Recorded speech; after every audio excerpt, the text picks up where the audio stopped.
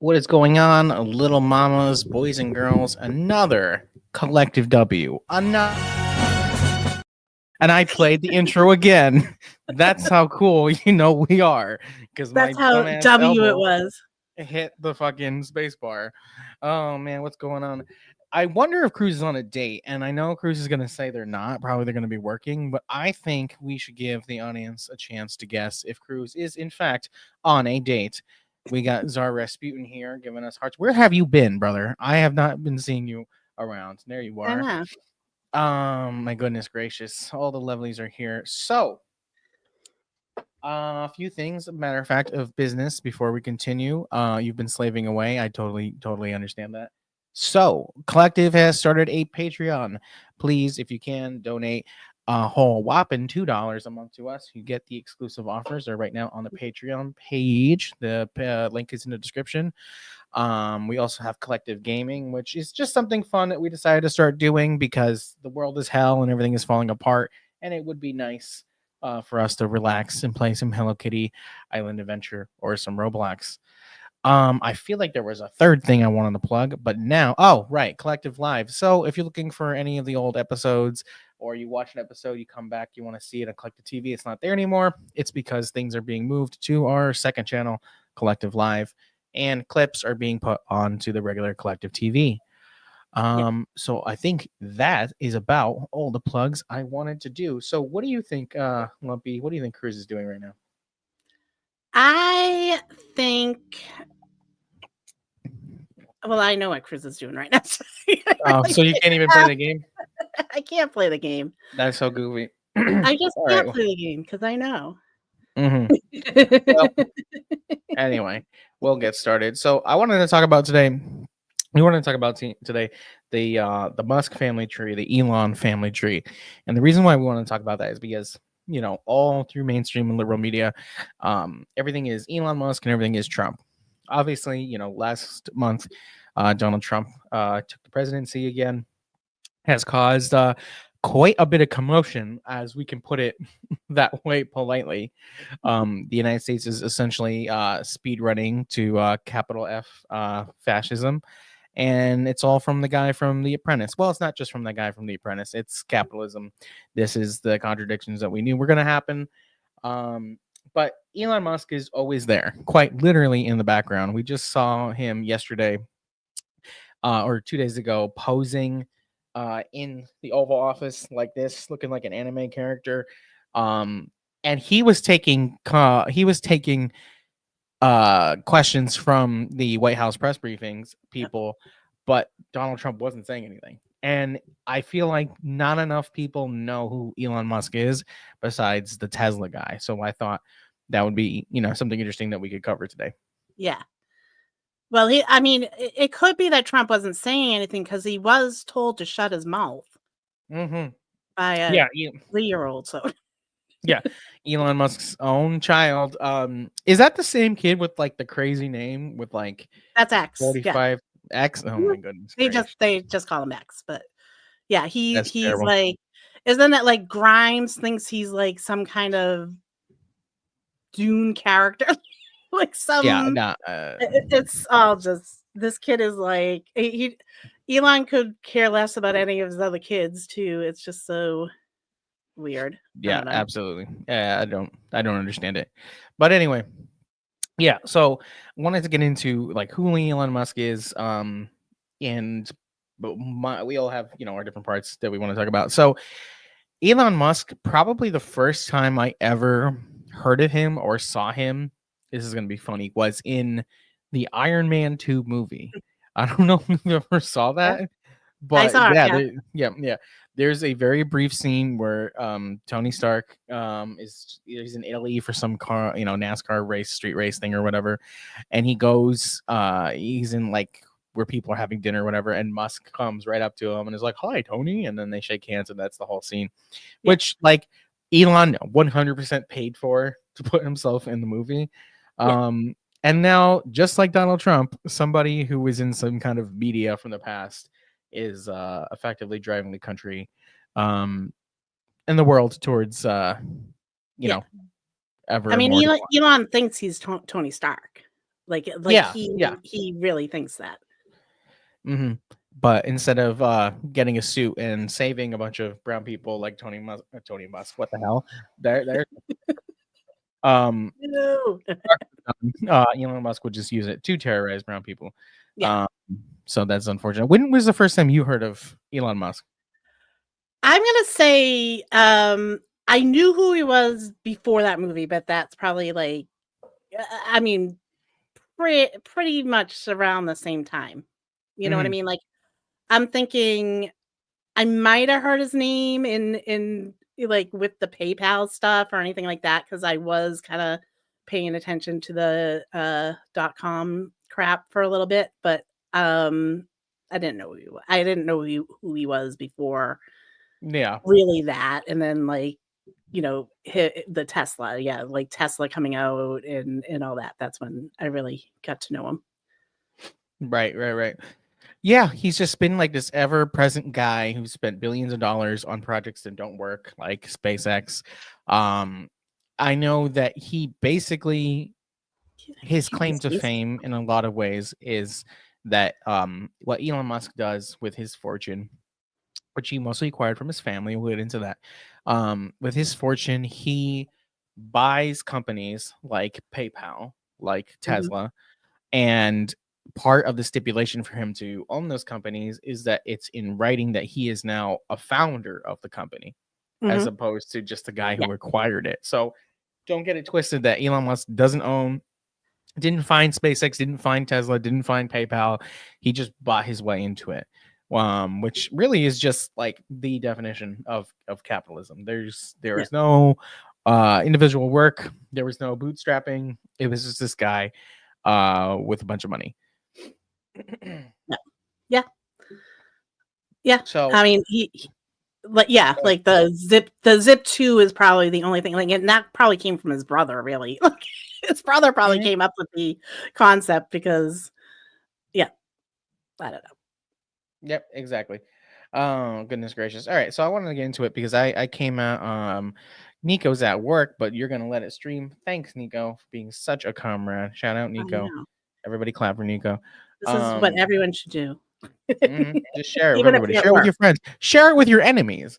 That's totally fine with me. So I came up with this. Oh, there they are. The one and only, dressed in red. Hello. Because they're a comrade and a communist. Wow, comrade and a communist. What's wrong with me? Comrade, communist, and certified lover boy. See, that's what I was trying to get at. Cutie's here with us too. Oh, good. For Valentine's Day. I figured that Cutie should be here. I'm a happy lad of Comrade Cutie Pie is here. How was your Valentine's Day? I got caught by the drawbridge on the way here. I was like, well, I'm gonna be late, everybody. Damn. We were playing a game though. Whether you were actually on a date or if you were at work. Yeah, no fucking date. Who do you think I am? Here's the thing. If I was on a date, I would have been like, hey, I ain't coming. I'm on a date. I was gonna say something else, but I knew you were. I was waiting for you. I was waiting for you, and I was like, I'll give. We are past the 5-minute timer, so we could definitely say it now, but we'll just let the audience figure that one out. Goodness gracious! Take a guess what I was about to say. So, I was just giving the intro spiel as usual, Christy boy. I was saying that, we're talking about Elon Musk and their family origins, who they are, what they've been doing. And I was saying how, basically, Elon, this is no preface to say that he's like a good person. Don't get me wrong. But Elon essentially had no chance to not be a white supremacist. Yeah. When I talk about his family. And I was talking about the first time I knew who Elon was, and that was in the Iron Man 2 movie. when Elon Musk walks right up to Tony Stark as pointy, what the hell? As Lumby pointed out, Elon Musk thinks that he's Tony Stark and definitely paid for his way to be in that movie. I was pretty sure he paid to be there. Yeah. Well, that's what Elon does. He pays for his audience. His business. He paid his way into SpaceX, into Tesla, into PayPal, and part of his process when he does that is to basically enshrine in writing that he is a founder of these companies when he's not. There you go. Setting the mood lighting. We should have gotten some like sexy saxophone music or something for you doing that.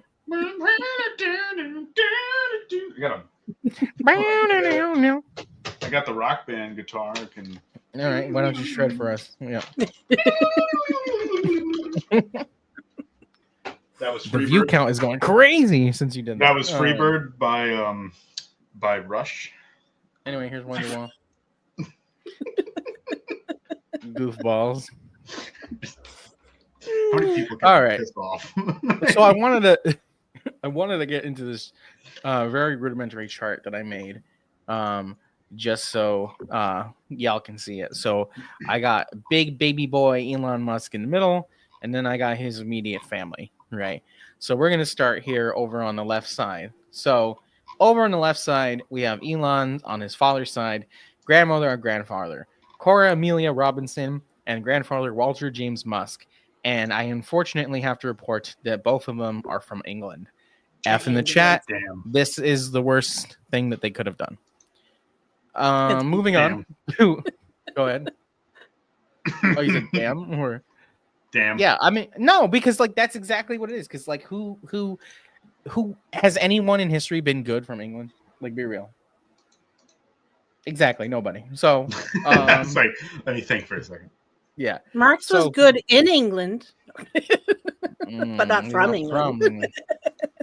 So I just have some really rudimentary notes I have here for Elon's father. So Elon's father was this guy named, I don't know how to pronounce that, so I'm going to say Earl, but that makes me think of Earl the dinosaur. It's Errol. Okay, thank you. Errol Musk was a mine owner and businessman. Now, what kind of mine that was well, you know what? Let me back it up. I got to back up way farther than this.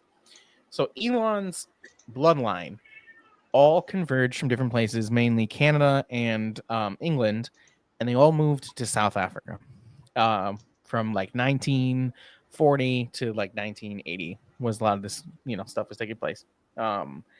So what was going on in South Africa? So South Africa was colonized by the British, just like that's what the British people do.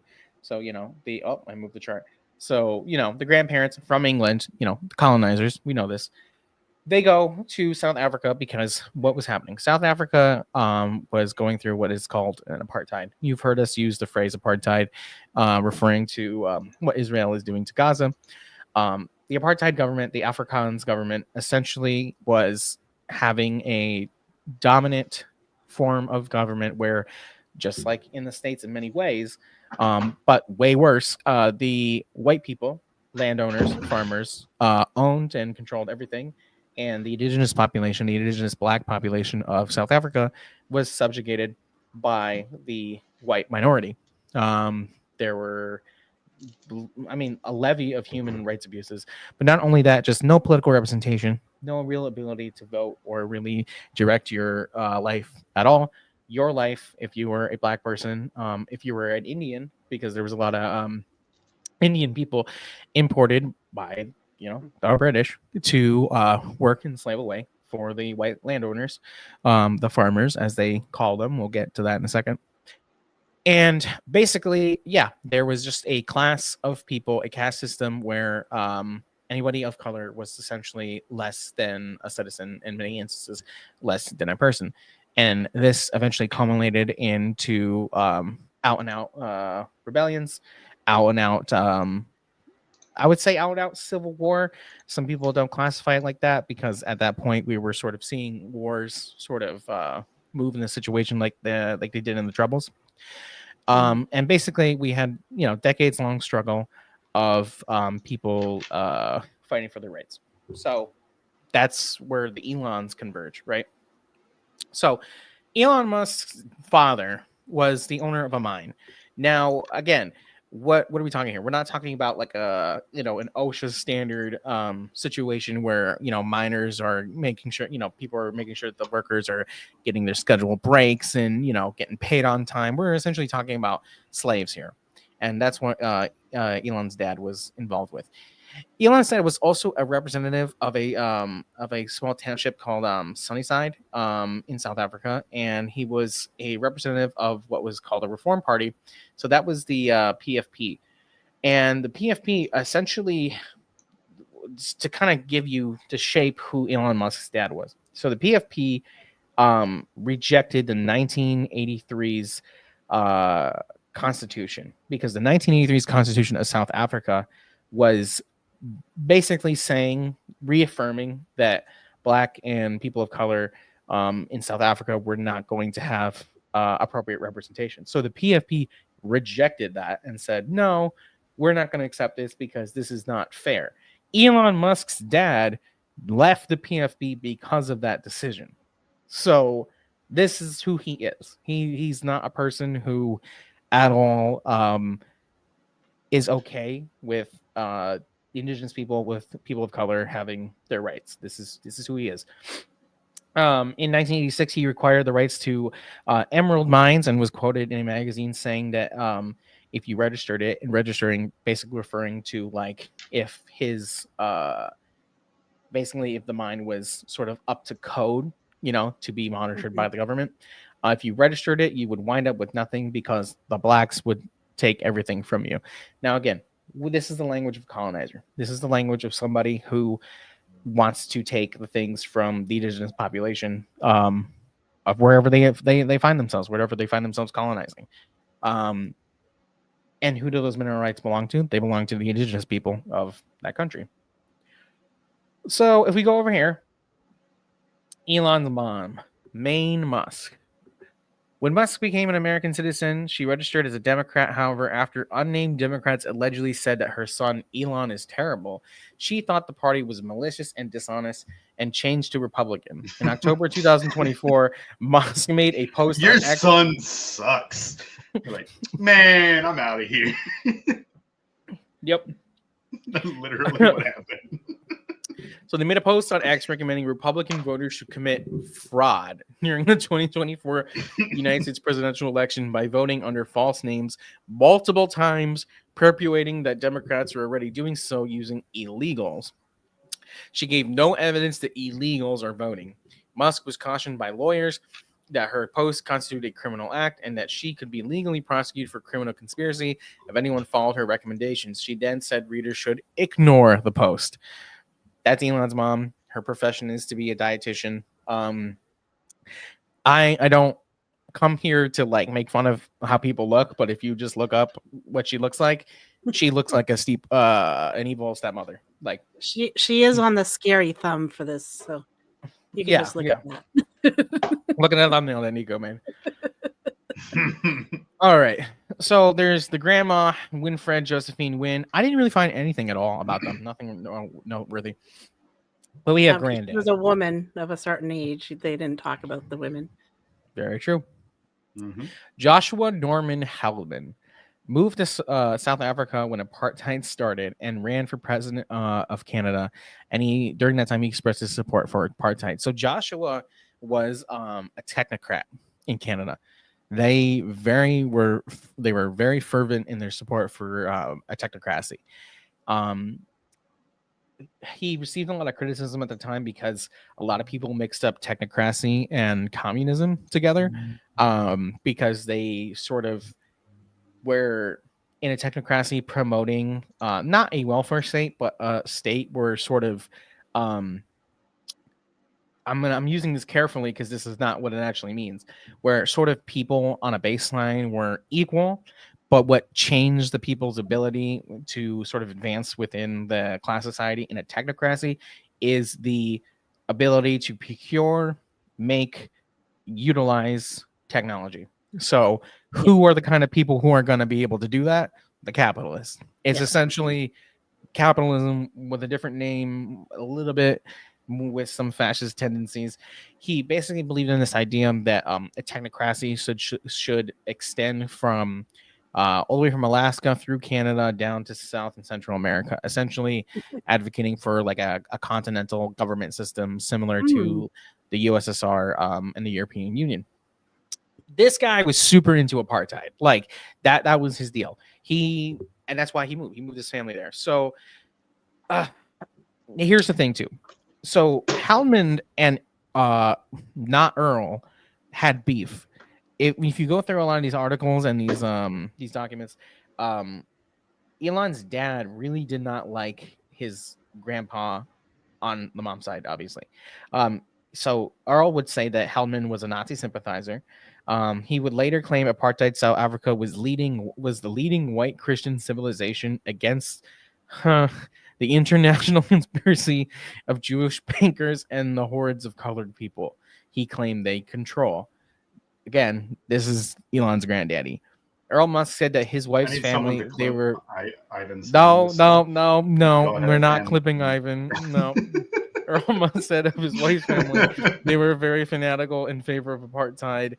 May's parents came to South Africa from Canada because they sympathized with the Afrikaner government. They used to support Hitler and all that sort of stuff. So what I'm saying here, my point is, if Elon's dad, who was against giving rights to the indigenous population of South Africa, is saying that this dude is Joshua is bad, they're all bad. It's literally the Spider-Man meme of Nazis pointing at each other and being like, no, you're bad. In Elon's book that came out, I think 2 or 3 years ago, Elon actually referred to oh man, I might be messing this up. I think he referred to his own dad as the most evil man he ever met. So if Elon is saying that about his dad and his dad is saying that about his grandpa, there's no chance in this scenario that Elon was ever not going to be a white supremacist. And Elon Musk is a white supremacist. And I'm sure, as we continue, you'll see a little bit about that. But that was my job for the day, to kind of outline where these people came from. They all came from either England or Canada. The grandparents through and through supported apartheid South Africa, supported the oppression of Black Africans and the plundering of their country. Yeah. And they were the Canadians were German Dutch, like they were considered Pennsylvania Dutch or something like that. Like they were considered, so they were like Germans. I just wanted to mention too, one of the things that Errol said about his father-in-law was that they moved because they really loved the sound of apartheid. That's why they moved to South Africa. They thought it sounded good. And there's times where like Errol is saying like, oh, my kids were, we were against apartheid. Like he got into the government in 1972, and his kids saw like, would ask him questions about, the poor Black people, you know what I mean? Like, so he has said like, there's these weird, I feel there's like just outright lying going on between the father and Elon about what was going on, because Errol will be like, Elon's like, there was no mines. There were mines. And Errol will be like, Elon was there with me at the mine. Like Elon was in the mine, like in the 80s. So he wasn't. But there were no mines. Yeah, but there was no mines, and they just go back and forth on so much. It's so funny because and the paying for the school, Elon claims he paid his way through school, but he went to school in Pennsylvania, so he would have to have a student visa. And they're not going to allow you just to like say, oh, I'm just going to work my way through school. That's not how a student visa works. You have to have financial backing from someone. So his father was, putting up the money for his school, no matter what. Whether Elon, did, I know Elon worked for like a year on a farm up in Canada or something like that. He left there because he was going to be forced into the army, and he claims that he wouldn't want to fight, on the bad side of apartheid, but No, I mean he left. Like, there's no way that it was that. He was afraid to like get in the fight and stuff. I'm not buying that he left because of not wanting to fight in the army. I mean, not wanting to fight in the army, but not wanting to fight on the side of apartheid. Like, I don't buy that part. And I want to add too. And the only reason why I didn't bring it up earlier was because I was having one of those moments where I'm like, wait a minute, am I messing up my places I want to talk about? But so like, kind of bring this back around, like why this is relevant besides about what's going on in the United States. The South African apartheid, one of the staunch people who was fighting for the liberation of the indigenous population of South Africa was Nelson Mandela. And Nelson Mandela, not only being working for the ANC, was a socialist, was I would say was a communist, of their own variety, and spent years in prison in order to, as punishment for trying to advocate for the freedom of his people. And he's somebody that, till today, many communists and political activists all over the world still look towards.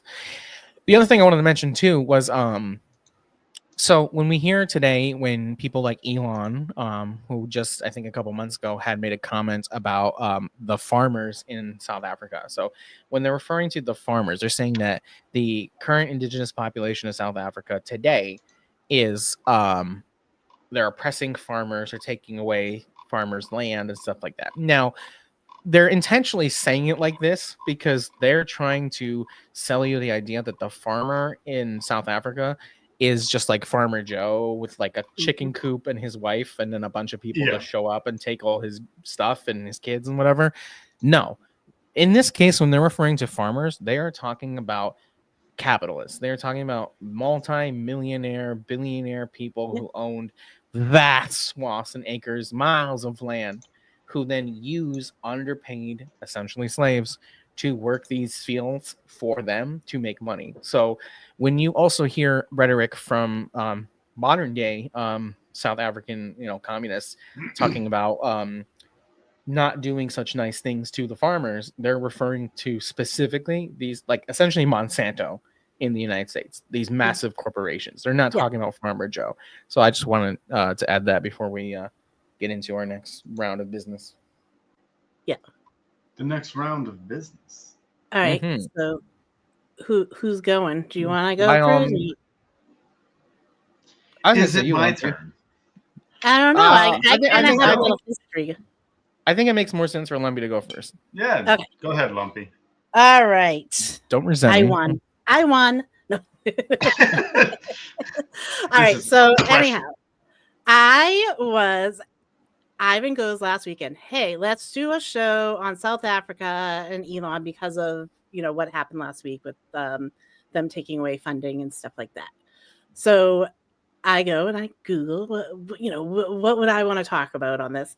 And I come up and I just Google that, and an article comes up in New York Times in 2022, in May of 2022. So this is right when Elon's buying Twitter.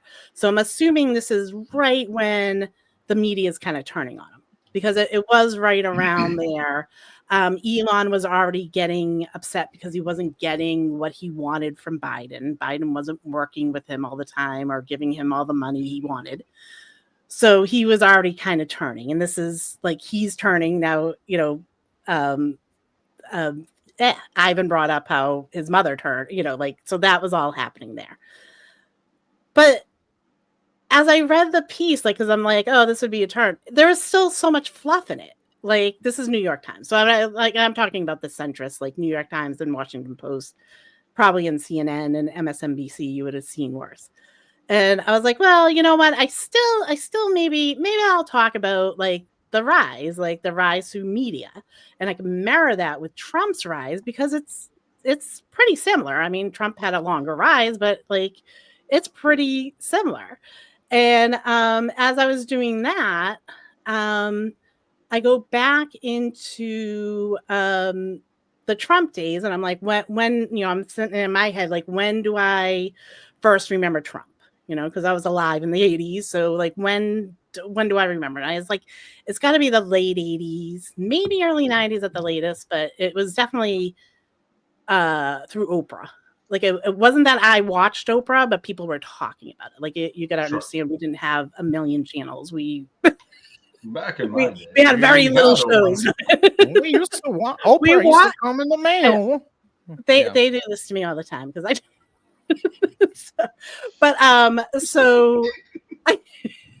So anyhow, so I go and I'm like, all right. So it was 1988 when like Trump was on Oprah. This is probably not his first time being on there, but this is the one that comes up when you search like Oprah Trump. It's gonna come up to the one where she's asking him, do you think you'll run for president one day in 1988? Because they're just talking about the horrendous Democratic, like they have Dukakis, because this is like in April too. So they're still in the primary. So it's Dukakis, Jesse Jackson, and Al Gore running in the primary. And they're talking about how bad these candidates are. And so Trump goes, well, I wasn't really thinking of it, but like this is how it would be. And then I'm like remembering, I'm like, wait a sec. I remember because of Ross Perot running in 92, there was this big talk back then, like coming out of Reagan era. We need a CEO for the country. We need to run the country with a CEO. And I'm gonna say, like, I looked into Perot because of that, and I was like, no. But like for a split second, I was like, well, maybe, I don't know, because I didn't really understand the difference of the economics yet of a communist economics and a capitalist economics. So right. I was ignorant to that. So I'm not like, all right. So then they're talking about this, and this is where this conversation kind of, I'm sure it was there before, but like Oprah's bringing it into the mainstream by saying this to, asking this of Trump. And then I recall that, lately in people have been talking about this guy, Curtis Yarvin. And Curtis Yarvin is, he's one half. There's this other guy, Nick Land, who is a philosopher who created this dark enlightenment. So dark enlightenment is, Elon has mentioned it. It was something Steve Bannon, like that's probably where I first kind of heard of it. It was like kind of surrounding with Steve Bannon bringing it up a couple of years ago or something. And I didn't really pay attention because I just thought it was like a libertarian offshoot, whatever. And it basically, the guy this Curtis Yarvin was a libertarian, and now he's like, no, not a libertarian. Wait, hold on. Wait a minute. I'm sorry to cut you off because I just decided to Google dark enlightenment. And the first thing I got is also called neo-reactionary movement. Yes, also it's a neo-fascist. Okay, so we're talking about It's neo-fascist, it's neo-react. So they call themselves neo-reactionaries. There was this group of bloggers that came out in the early 2000s, and they were neo-reactionaries, and they're proud of that. Curtis Yarvin went by the name Mencius Moldbug, and he wrote his Dark Enlightenment. And basically, I listened to a couple of interviews with him. He doesn't think U.S. is right for it right now. He does not like Trump. He does not like Trump. He does not think. So he talks about an absolute monarch and a ceremonial monarch.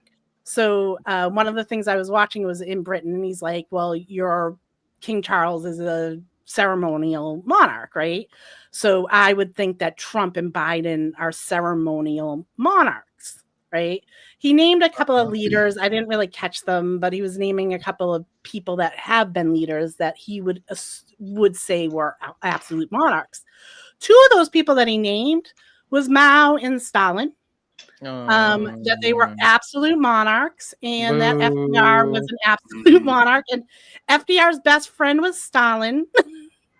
Well, I mean, he was the same. And FDR, like it's kind of funny, like how he views FDR. He thinks FDR was an absolute monarch. FDR chose Truman because FDR wanted to be the best, like the greatest of all time. So he just chose this chump Truman. I just can't like get over the idea that anyone would openly call themselves a neo-reactionary, especially as a Marxist, especially as people who partake and believe in dialectical materialism. Yeah. So like that to me just doesn't like that doesn't make any sense like whatsoever. But I digress. I don't mean to take away from what you have to talk about. Yeah, I don't know why Cruz I don't know. down. I put him down because I don't know what he's doing. All right, there you go. And then yeah, so but his sense, so this is what he said. He goes, well, some of the other absolute monarchs are like where we got the iPhone. And I'm like, well, I knew where he was going with it, but like where is he going with the iPhone?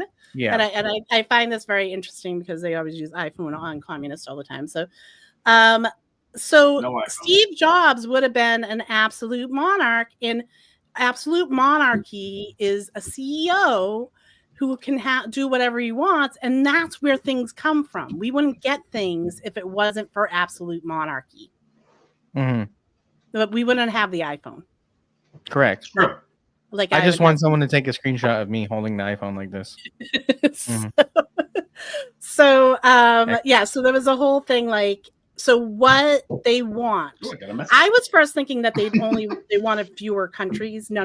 They want hundreds more. They want like maybe thousands of countries, and each of those countries would be a corporation, and everyone that lived there was ruled employed by the CEO of that. Which is a bunch of company countries.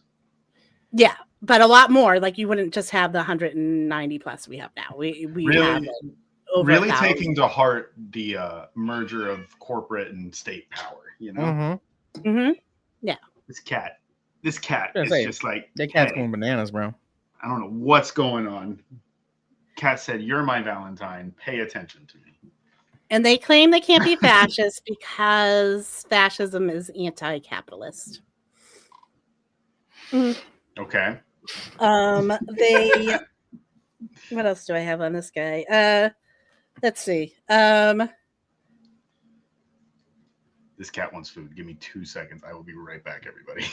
Oh yeah, like anytime we're using progressive, that means communism. Like so he's one of the ones putting that stuff out there. Like progressives are communists is basically what he's saying. And that like Trump isn't competent enough to be this, absolute monarch. I'm not gonna put it up, but do you see this goofball ass comment down there? Oh God. But yeah, so anyhow, yeah, so like as I was going through all this, and he did bring up Elon in both interviews that I watched. So he really likes Elon.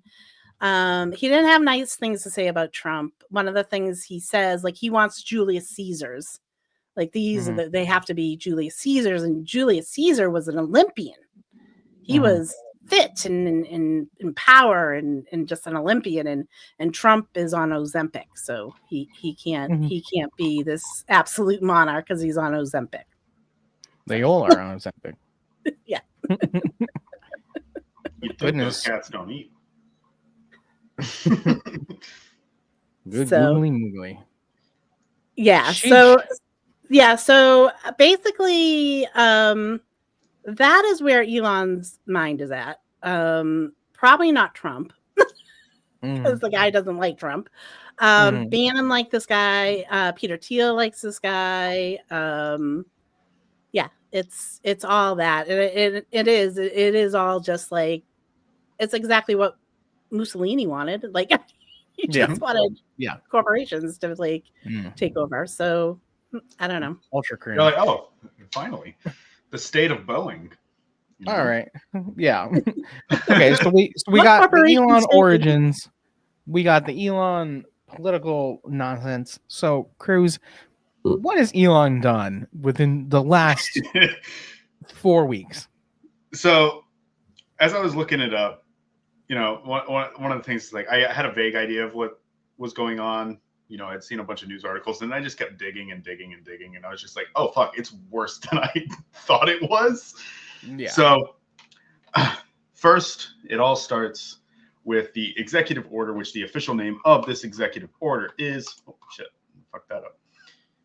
Establishing and implementing the President's Department of Government Efficiency, otherwise known as DOGE. DOGE. And the beauty of it is, if you go to the DOGE website, it is literally the damn Doge meme. It's the Doge coin. Not only does Ain't no way, really? I'm gonna Yeah. look it up right now. Hold on, I sent. If you go to the where we were putting all the stuff, it's quite literally that. I'm gonna look right now. And you can pull it up on the screen. Oh my god, bro! Yeah, put it up on the screen, please. Please put it on the screen. I am, but I thought, oh my goodness. No. This is so goofy, bro, that I didn't realize what this was. I thought you were memeing. No, that is an official government site. What is going on? Look at this. What? Yeah. Yep. And on the sidebar, if you look, it's got like how to invest in Dogecoin, all the different stuff that's been happening on there. It's fucking dumb.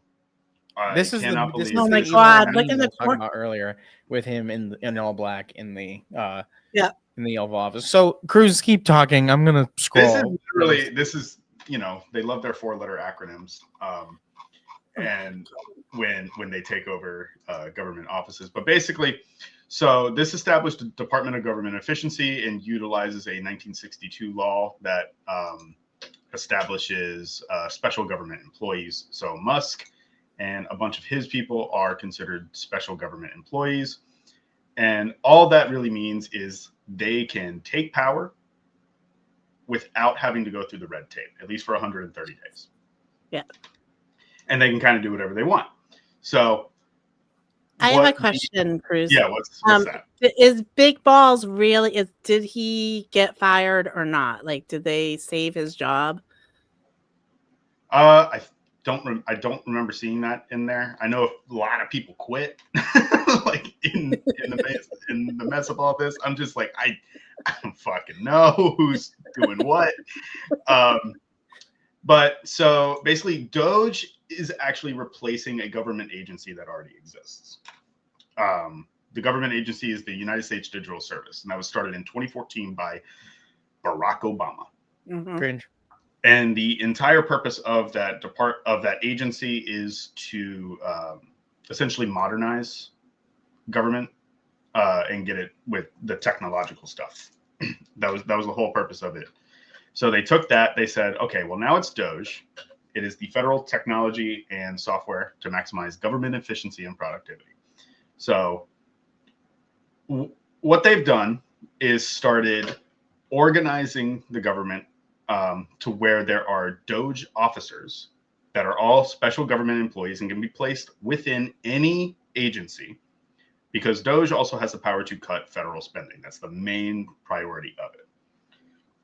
And I took some notes. Let's see. So far, according to the Doge X account, they have cut, let's see, around $1 billion in DEI related contracts across 30 different agencies. They intend on eliminating entire agencies. So stuff like the Department of Education is one of the big ones they want to get rid of, along with various others. And this also includes government contracts. So a lot of government contracts associated with LGBTQIA groups, DEI, anything that deemed DEI.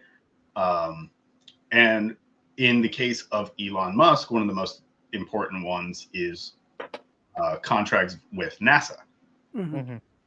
They have been terminating basically SpaceX's rivals in all of their contracts. So what Elon is effectively doing is utilizing the government and his newfound powers to put in his own people to all of these agencies, eliminating the ones that he doesn't like, and then eliminating contracts that directly compete with SpaceX and Tesla. Before you go on real quick, just because there's a couple people in the chat who aren't normally around here, please subscribe, hit the bell. We do this once a week. We have our other channels on our front page, Kollectiv Live, where you can see old episodes of Kollectiv. We have Kollectiv Gaming, where we just like to dick around and play video games. Follow us on Twitter, our Patreon, and Cash App. Thank you very much. Go on. I think one of the funniest ones that I had seen, it has already been rescinded, and they're not doing this contract. It is a $400 million contract to have the government buy armored Teslas. Yeah, I saw that. So I'm just imagining Cybertrucks with like literal like bulletproof plating on the side. They already don't work. So like, I mean, I don't think it would even happen, because as our vets in our circles can attest to, things like the Humvee are like really poorly armored against anything. Poorly armored. They're literal death traps. Yeah. So like, and they're not going to give everyone MRAPs. It's way too expensive. But anyway. So I will say the scariest agency that he managed to get control of, at least briefly, I saw a report like a few hours ago that said he has been pushed out, was the Department of Treasury. Yeah. Via Doge, he has said he wants to put the United States on the blockchain as one big thing. But basically, it gave Musk access to all payment information and tax-related information of the country. So obviously, to further eliminate whatever contracts he doesn't like, have complete. He basically, for a brief amount of time, had complete control of the U.S. dollar. And while he himself is out, there's a guy named Tom Kraus, who is, again, a special government employee and currently the CEO of Cloud Software Group. And he will not be dropping down from that. Has control of the Treasury and direct control over the economy. A lot of people have been put on leave already, if not outright eliminated from the federal government. Yeah. And the whole point of this is obviously to put, privatization. It's to put more economic control in the private sector that Elon Musk is setting himself to have direct control over. Yeah. Yeah. According to the executive order, the Doge agency is supposed to effectively terminate on July 4th, 2026.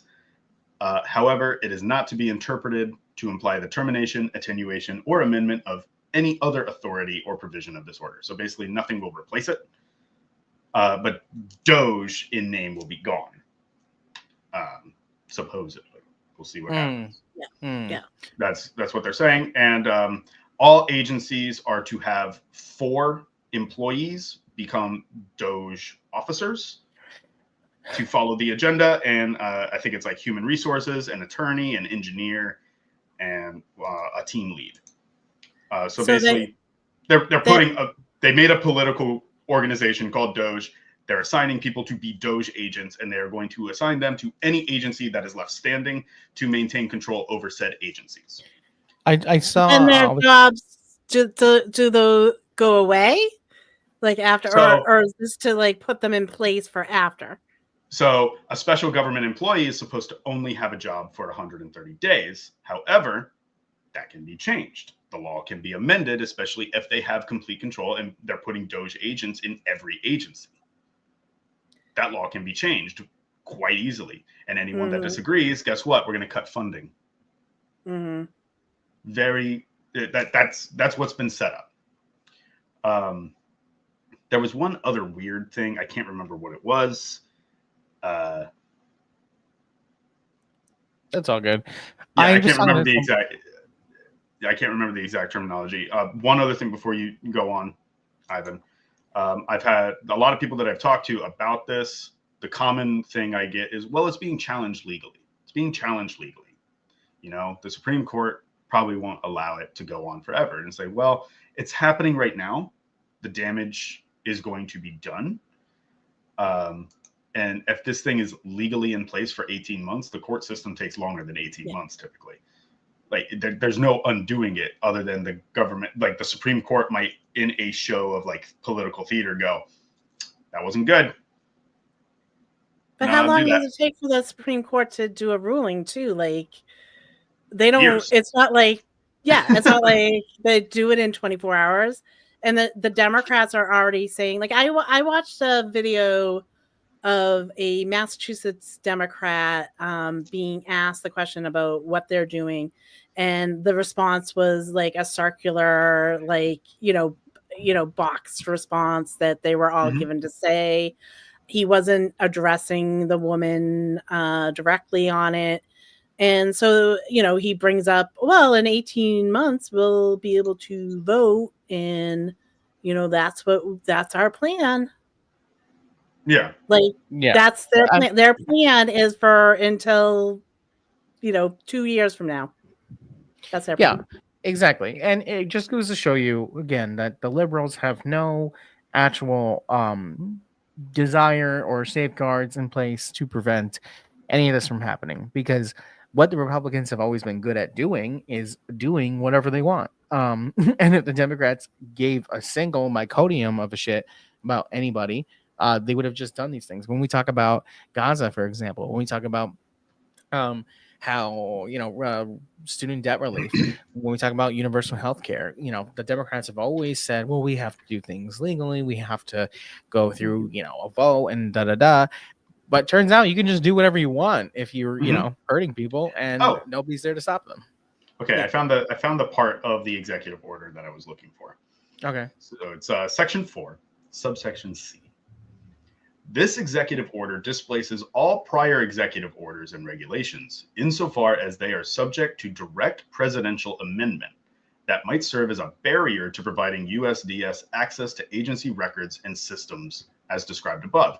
So any agency that's like, no, we're not going to give you access, the president can just go, yes, you are.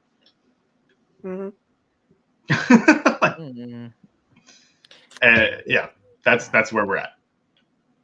I was talking to somebody on Facebook and they were talking about Doge, and they were like, I was just like, we live in the stupidest timeline, and they were like, they're gonna make a Gestapo called Dat Boy, and I'm like, you know what?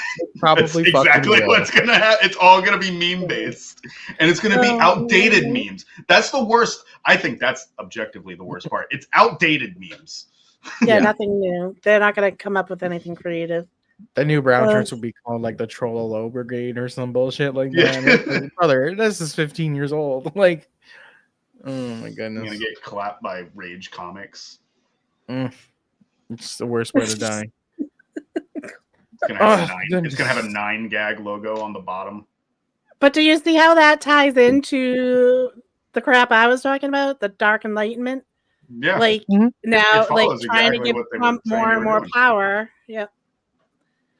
And, every time, like, even when Biden was passing things to give more power to the president, like that, like, we all kind of knew Trump was coming up again. You know what I mean? Like, there was a decent chance. And you just, every time the Democrats do try to get power, they don't do it in a way that would, preclude a fascist, an outright fascist from having that power. So, and all of this is going to happen extremely rapidly. One of the most notable examples that most people know about from the 30s, it took 53 days. Yeah, like we're rapidly on that timeline. How many days are we in now? Fuck. What has it been? It hasn't even been 30 days yet. Well, yeah, it hasn't been. It certainly feels like it. It's not even been 30 days. Feels a lot more. It's been 14 plus 11. So, oh my God, 25 days. Yeah, we're halfway there. I'm still waiting to see what happens March 1st with the tariffs. Yeah. Goodness gracious. But kind of. Not to diverge too far, but not only do the liberals not have the ability to fight at all in terms of legally, or I'm sorry, in terms of people who are in the government, even people outside of the government. So like we've been seeing these on Reddit, on Twitter, on TikTok, you know, the what was the 50 protest, the 50 states, 50 capitals protest, the liberals are all going to gather and protest against fascism. And you saw a lot of things that I had a lot of problems with because of that. Namely, the idea that we can peacefully protest fascism away. Now, here at Kollectiv, we would never advocate for anything that wasn't peaceful and strictly legal. This is a meme, this is a joke, this is fun, ha ha ha, right? So if the government can meme, so can we. Exactly. So that'd be a good shirt, buddy. Let's break that down for the merch coming. Little cruisism. Yeah, little cruisism. A book of cruisisms would be a great. That would be. Right. That would actually be great. Holiday. I need some. All right, Bumpy, start recording all the bullshit I say. Okay. So we do that. Same, please. Okay. Okay. So, fuck. Right. So, like, I seen all these posters and these memes, and they're like, we have the protest, at the 50 states, whatever. And then nothing happened, and it's like, wow, no shit, nothing happened. Because if you protesting, picketing, they don't care when they're in the office. They really don't care. If you're in your little section, holding your signs and taking your pictures, it does not make a difference. Mm-hmm. If we had one of the largest, if not the largest protest ever happen last November, or the November before that, and nothing changed, what makes you think that that's going to change? Now, I'm not saying that there isn't anything you can do. I'm saying that those methods historically don't work. Mm-hmm. You have to be prepared for more, and you got to look for things. Like a friend of mine sent me, like, every couple of years, the general strike protests thing will pop up, and every single time it's got an end date. And I'm like, this isn't going to do anything. No one's leading it, and there's an end date. You can't put an end date to a strike. It ends when the goal is achieved. Exactly. If you're striking for a new contract, right, which will probably never happen again in many places, you strike until you win. So many people are afraid to be uncomfortable. And it's not even like we're asking people to be that uncomfortable. Yeah. You know what I mean? Like, they're so afraid of it. They think, I don't know. Like, it's not that hard. You have to be a little uncomfortable, because things are just going to get worse and they're going to get even more uncomfortable for you if you don't deal with it now. Absolutely. And I think that's the main thing that most people don't understand, that all these things that we have right now are frivolous and temporary. Fascism is here. Your life is going to get worse. What are you going to do about it? And I'm not just saying uncomfortable. I'm saying just to the so-called communists. What are you going to do about it? Yeah. I had a troll. We know what we're doing, but I had a troll on Twitter tell me that now that RFK Jr. is in office, he will cure me. I'm like, the dude doesn't have a medical degree. Like, I am afraid for the disabled community. I truly am afraid, because we're the community that like, and I'm not as much for me. Like, there are people that, have it, I know I'm disabled, but like I have safety nets. But there are a lot of people who are disabled that don't have much and don't have it. And yeah, I mean, they were some of the first people that got hit, and after the communists, it was the disabled rounded up. So I don't know. In the comments, I see mention of the Montgomery bus boycott. And it says lasted for a year. It actually lasted more than a year, 18 months to be specific. Yep. Mm-hmm. Yeah. It takes a while, but you do some damage. But again, it was a coordinated effort, not just we're handing out flyers and being like, all right, everybody, just do your thing. This is a decentralized group, Yeah. I remember I saw on Reddit, again, referring to the 50 states of the protesting, it was like, it was someone commenting, I love how this is decentralized and there's no rules and egos. And I'm like, damn, bro, you guys are cooked. Because it's over before it even started. The second they said decentralized, I'm like, okay, well then nothing's gonna fucking happen. Yeah, exactly. Yeah, I know we've kind of we steered away from Elon, but these things are all connected, very much so. Elon Musk is the definition of a fascist, and the definition of somebody who is from the technocrat corporate side of things, merging into the political state. That is what fascism is. That is how I've always referred to it, as the merging of state and corporate power in order to prevent, or at least the illusion of, the decay of fascism. But like most things, fascism will inevitably fall apart and collapse in on itself. But it does not happen on its own. It needs to be destroyed. And that's all I'm saying. Yeah. And there's no instant gratification. People also want. No, I was just saying people also want instant gratification, and that's not going to happen either. It's work. It's going to be work, and it's going to be uncomfortable, and we all have to just realize that. Yes, sir. Oh, any last words on this Valentine's Day? Did you see the asteroids coming? Maybe that'll take care No, and I'm not even going to worry about it, because if it happens, it happens. There's nothing I can do. I think. What can we do to make the odds higher? Increase. Like, can we increase? Now that I can get behind. If Elon Musk wants to put boosters on that, let it ride. It's like, let's get it. Let's light this candle. Yep. Exactly. Subscribe to Kollectiv TV to see these lives every Friday, our video essays. Subscribe to Kollectiv Live to find our old episodes. And subscribe to Kollectiv Gaming if you want to see something silly. We also now have a Patreon where our exclusive episode is up on there, because YouTube won't let us do that here anymore. And if you want to donate anything else, please donate to Kollectiv Cash App. We are collecting funds to start our second documentary, hopefully sooner rather than later. I like how I'm ending the show and more people are coming in, but you're just going to have to rewind and watch this. Be kind, rewind.